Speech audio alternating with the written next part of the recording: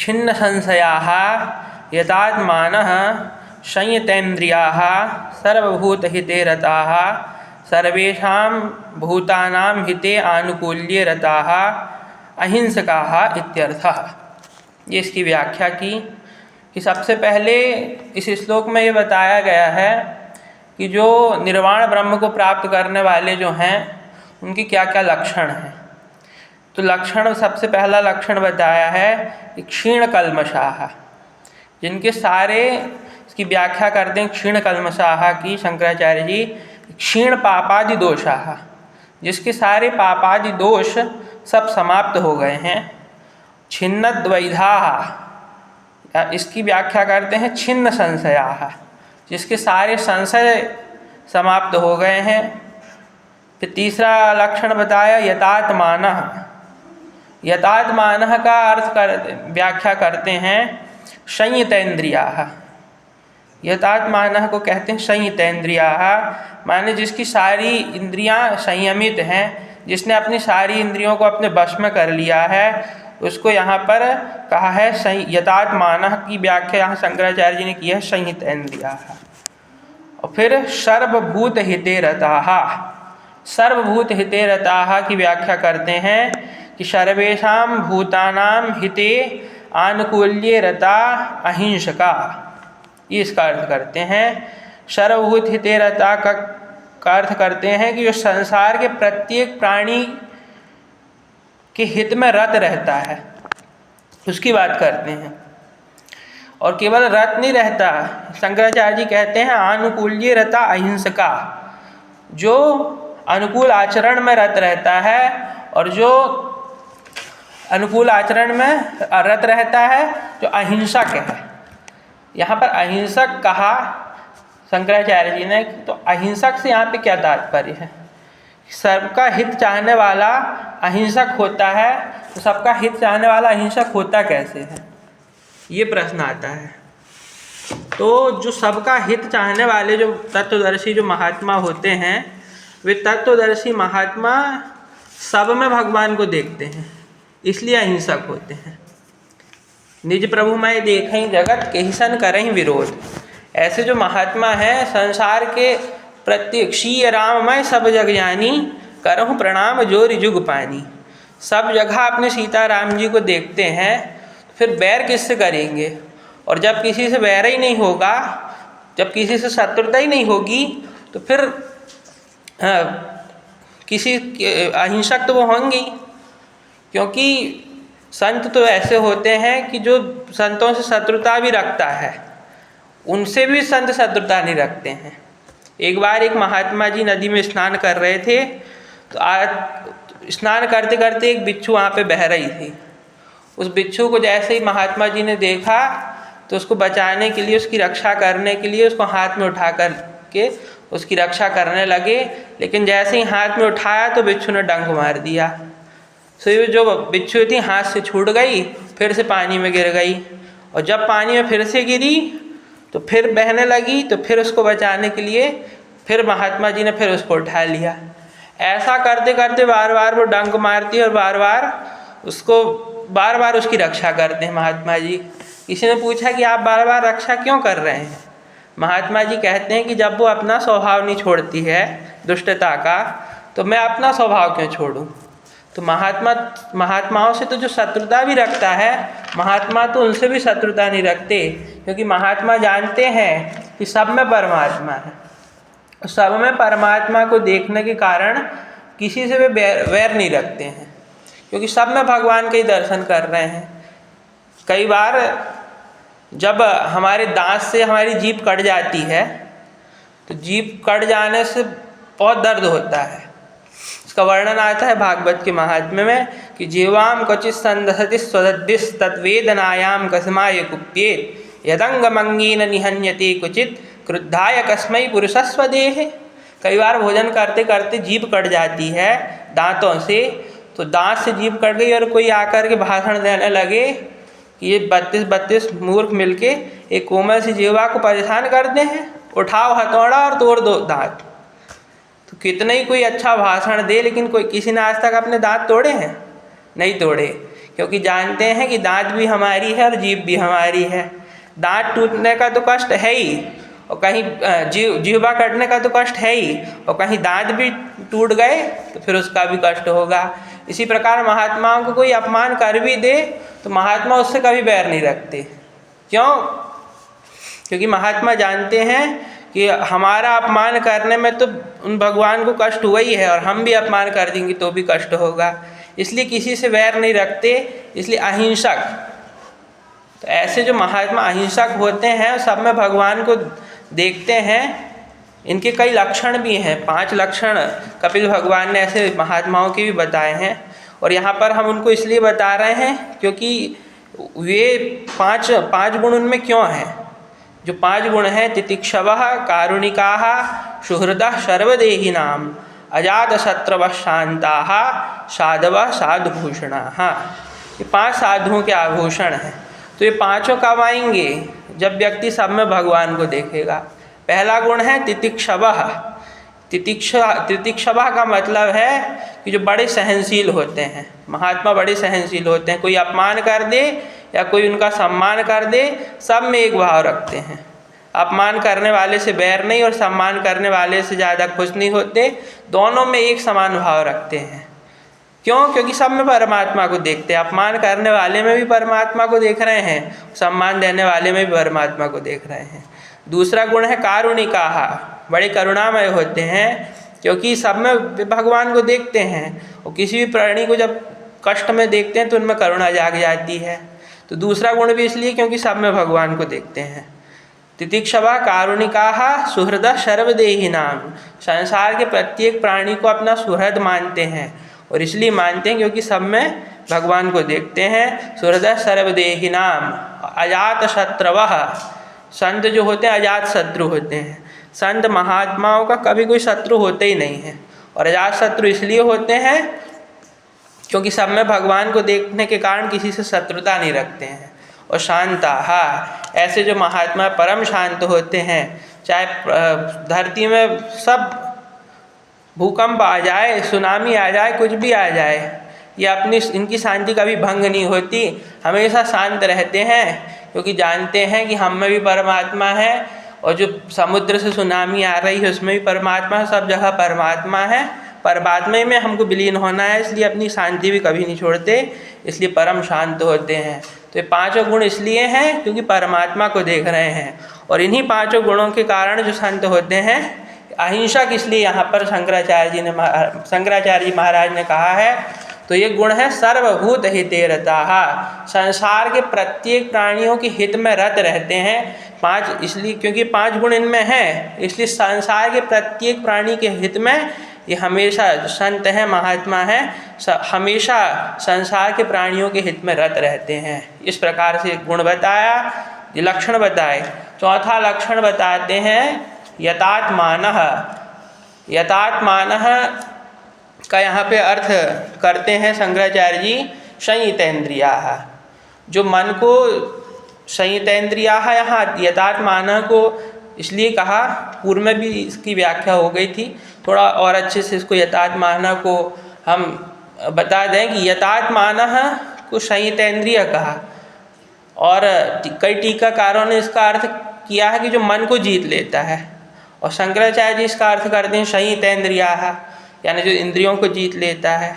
तो मन को जो जीतेगा वही इंद्रियों को भी जीत पाएगा।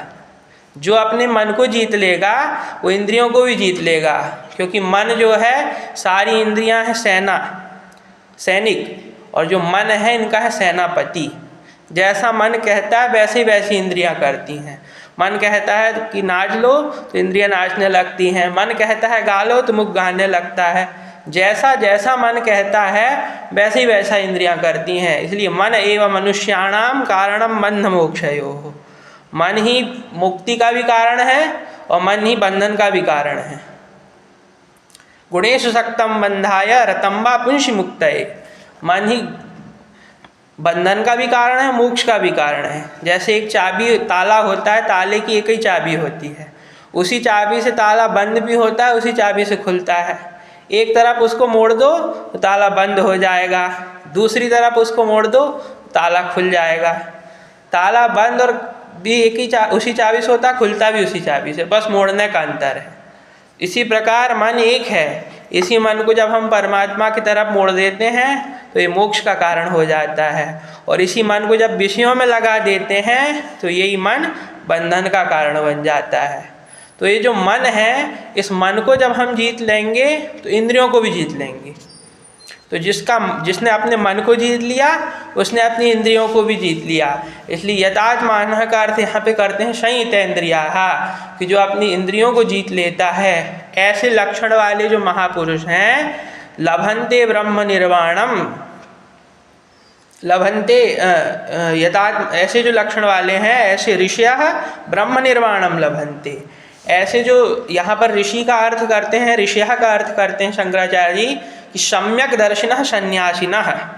सम्यक दर्शिनः यानी जो तत्वदर्शी जो सन्यासी हैं, यहाँ ऋषियः का अर्थ किया है तत्वदर्शी सन्यासी, कि जो तत्वदर्शी जो सन्यासी हैं, ऐसे इन गुणों वाले तत्वदर्शी सन्यासी, ये यहाँ पर ऋषियः विशेष्य है, जैसा अभी बताया गया था, ऋषय यहाँ पर विशेष्य है।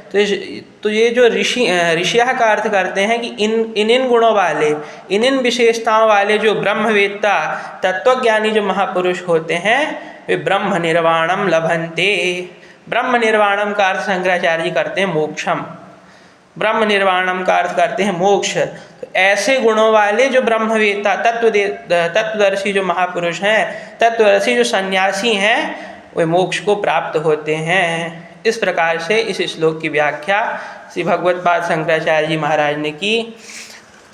अब अगले श्लोक में कहते हैं काम क्रोध वियुक्तानां यतीनां यतचेतसाम् अभितो ब्रह्म निर्वाणं वर्तते विदितात्मनाम्। इस प्रकार ये दूसरा श्लोक है। इस दूसरे श्लोक का अन्वय इस प्रकार है कि काम क्रोध वियुक्तानां यतचेतसां विदितात्मनां यतीनां अभितः ब्रह्म निर्वाणं वर्तते। काम क्रोध वियुक्तानां, काम क्रोध से रहित, यतचेतसां जीते हुए चित्त वाले, विदितात्मनां पर ब्रह्म परमात्मा का साक्षात्कार किए हुए, यतीनां यानी पुरुषों के लिए, अभितः ब्रह्म निर्वाणम वर्तते, सब ओर से निर्वाण ब्रह्म प्राप्त है। इस प्रकार ये इसका अर्थ है।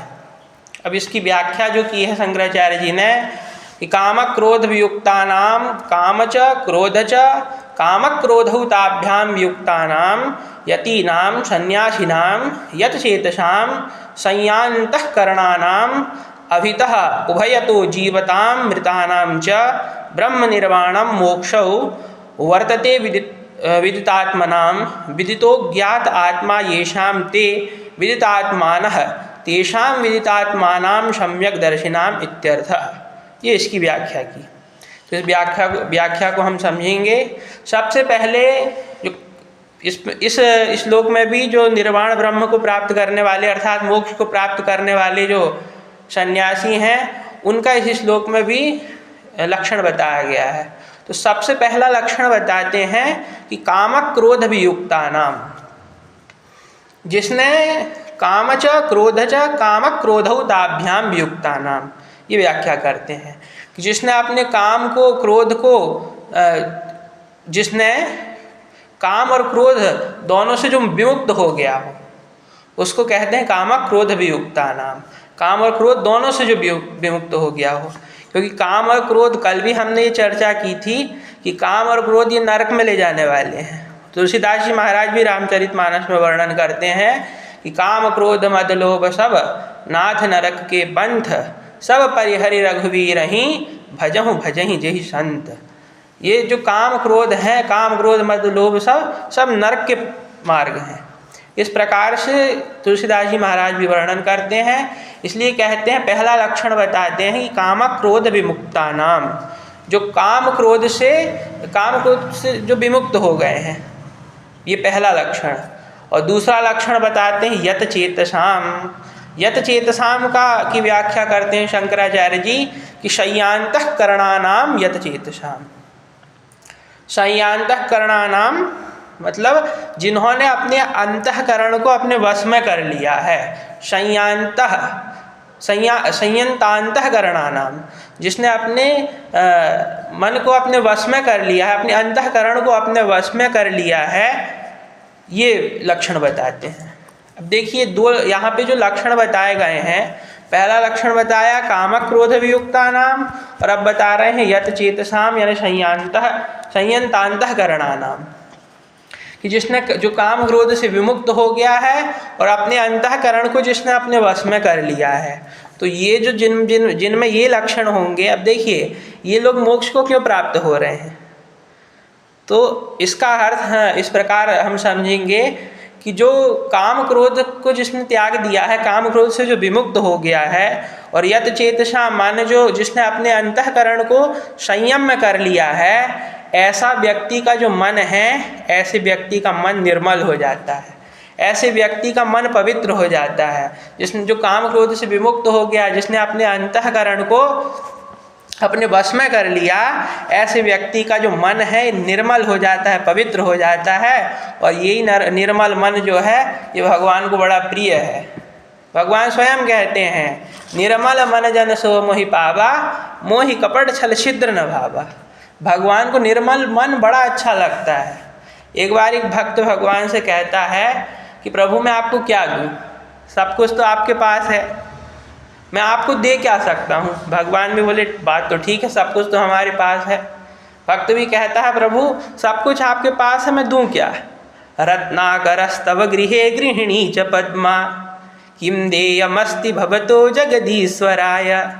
हे प्रभु जो सबसे महंगे जो है रत्न, सबसे महंगे होते हैं रत्न, ऐसे रत्न जो हैं ये रत्न तो आपके घर में ही हैं। रत्नाकरस्तव गृहे, आपका घर जो है रत्नाकर है, समुद्र, और समुद्र से ही सारे रत्न निकलते हैं। तो रत्नाकर तो आपका घर ही है, रत्नाकरस्तव गृहे। और पैसे चढ़ाऊँ, लक्ष्मी चढ़ाऊँ तो गृहिणी च पद्मा, जो लक्ष्मी है वो तो आपकी गृहिणी है, वो भी आपको प्राप्त है। तो किम देयमस्ति भवतो जगदीश्वराय, मैं आपको क्या दूँ। भगवान बोले बात तो सही है, क्या दे सकते हो। खूब विचार करने के बाद भक्त कहता है कि प्रभु एक चीज़ आपके पास नहीं है। क्या नहीं है। सीता गृहीत मनसा मनसोस्ति दैन्यम, आपके पास मन नहीं है। भगवान बोले तुमको कैसे पता मन नहीं है। भक्त कहता है रामचरितमानस के माध्यम से पता हुआ कि मन नहीं है, क्योंकि तुलसीदास जी वर्णन करते हैं करतवत कहीं अनुज सम मनुष्य रूप लुभान। भगवान का जो मन है, इस मन की चोरी सीता जी ने कर ली है। ये मन सीता जी के पास है और भगवान ने स्वीकार भी किया है रामचरितमानस में कि तत्व प्रेम सिय मम अरुतोरा, जानत प्रिया एक मन मोरा, और सो मन सदा रहत तुहि पाही, जान प्रीत रस इतने हूँ माही। कि जो हमारा तत्व प्रेम है इसको केवल मेरा मन जानता है, और ऐसा मेरा मन तो तुम्हारे पास में है। इसलिए इस प्रकार से संदेश भेजते हैं हनुमान जी महाराज के माध्यम से सीता मैया को भगवान। तो कहने का अर्थ ये है भगवान ने स्वीकार भी किया है कि भगवान का मन जो है सीता जी के पास में है। इसलिए भक्त कहता है सीता गृहीत मनसा मनसोस्ति दैन्यम, दत्तम मनो रघुपते कृपया गृहाण। हे प्रभु आपके पास मन नहीं है, इसलिए अपना मन में आपको समर्पित करता हूँ, मेरे मन को आप ग्रहण कीजिए। इस प्रकार से भगवान के पास मन नहीं है, सब कुछ तो है।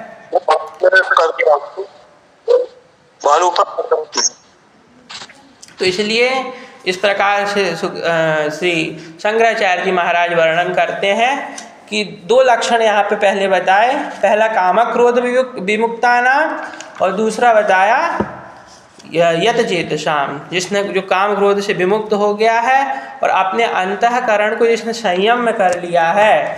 और तीसरा लक्षण अब बताते हैं कि विदितात्मनाम की व्याख्या करते हैं कि विदितो ज्ञात आत्मा येषाम ते विदितात्मानः तेषाम विदितात्मनाम सम्यक दर्शनाम, कि जिन्होंने अपनी आत्मा को जान लिया है वे ही हैं विदितात्मा। जो आत्मज्ञानी महापुरुष हैं उन्हीं का नाम है विदितात्मा।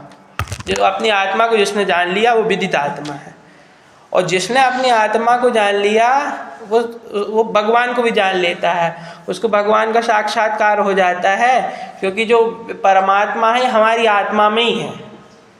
ये आत्मा क्या है हमारी, इस आत्मा के विषय में निर्वाण षटकम में शंकराचार्य जी महाराज वर्णन करते हैं कि क्या है आत्मा। शंकराचार्य जी महाराज वर्णन करते हैं कि मनोबुद्धि अहंकार चित्तानि नाहं न च श्रोत्र जिह्वे न च घ्राण नेत्रे न च व्योम भूमि न तेजो न वायु चिदानंद रूप शिवोहम शिवोहम न च प्राण संज्ञो न वै पंचवायु न वा सप्तधातुर न वा पंचकोश न वाक्पाणिपादौ न चोपस्थवायु चिदानंद रूपम शिवोहम शिवोहम चिदानंद रूप शिवोहम शिवोहम। तो इस प्रकार से शंकराचार्य वर्णन करते हैं कि ना मैं अंतःकरण चतुष्टय हूँ, मन बुद्धि चित्त अहंकार नहीं हूँ, मैं श्रोत्र जिह्व इत्यादि पंच ज्ञानेन्द्रिया भी नहीं हूँ, व्योम भूमि आदि भूमि आकाश इत्यादि पंच महाभूत भी नहीं हूँ, और मैं कोई पंच वायु भी नहीं हूँ, सप्त धातु भी नहीं हूँ, पंचकोश भी नहीं हूँ, बाघ पाणी इत्यादि पंच कर्मेंद्रियाँ भी मैं नहीं हूँ। मैं कौन हूँ? चिदानंद रूप शिवोहम शिवोहम, मैं साक्षात शिव स्वरूप हूँ। तो जो आत्मा को जान लेता है वो सोहम की सत्ता में चला जाता है और जान जाता है कि आत्मा में ही परमात्मा है। इसलिए जो मोक्ष को प्राप्त करता है उसका एक लक्षण बताया है विदितात्मा नाम, कि जो अपनी आत्मा को जान लेता है ऐसा यति नाम, यति नाम की व्याख्या करते हैं सन्यासी नाम, ऐसा सन्यासी इन गुणों वाला जिसने अपने मन को संयम में कर लिया है, काम क्रोध को जिसने जो विमुक्त हो गया है काम क्रोध से, और जो विदितात्मना है जिसने अपनी आत्मा को जान लिया है, ऐसा जो व्यक्ति है, ऐसा जो सन्यासी है वो अभितः ब्रह्म निर्वाणम वर्तते। अभितः का यहाँ पे अर्थ करते हैं श्री शंकराचार्य जी महाराज। अभितः माने सब ओर से होता है, लेकिन यहाँ अभितः का अर्थ किया है, अभितः का अर्थ करते हैं उभयतो जीवता मृतानाम च, माने जीवित और मृत, जीते हुए और मरने के बाद दोनों अवस्था में ब्रह्म निर्वाणम वर्तते। ब्रह्म निर्वाणम का अर्थ करते हैं मोक्ष, वर्तते माने प्राप्त रहता है। ये वृत धातु है, तो वृत धातु पहले लभंते लब धातु थी, उसका मतलब होता है, प्राप्त होता है, वहाँ पर उसका अर्थ हुआ था। लेकिन यहाँ पर वृत धातु है, वर्तते मतलब उसको प्राप्त रहते ही है, चाहे वो जीवित अवस्था में रहे। उभय तो अभितः कह रहे हैं, अभितः का अर्थ कर रहे हैं उभय तो जीविता मृता नाम च, चाहे वो मृत अवस्था में मरने के, चाहे जीवित अवस्था में रहे, जीता हुआ रहे या मरने के बाद, दोनों ही अवस्था में वो मोक्ष को प्राप्त रहता है। मतलब जीता हुआ भी उसे मोक्ष प्राप्त है और मृत्यु के बाद भी उसे मोक्ष प्राप्त होगा। इस प्रकार से इस श्लोक की व्याख्या भगवत पाद शंकराचार्य जी महाराज करते हैं। इस प्रकार दोनों श्लोकों की हमने व्याख्या की। सभी विद्वानों के चरणों में प्रणाम और बहुत बहुत धन्यवाद।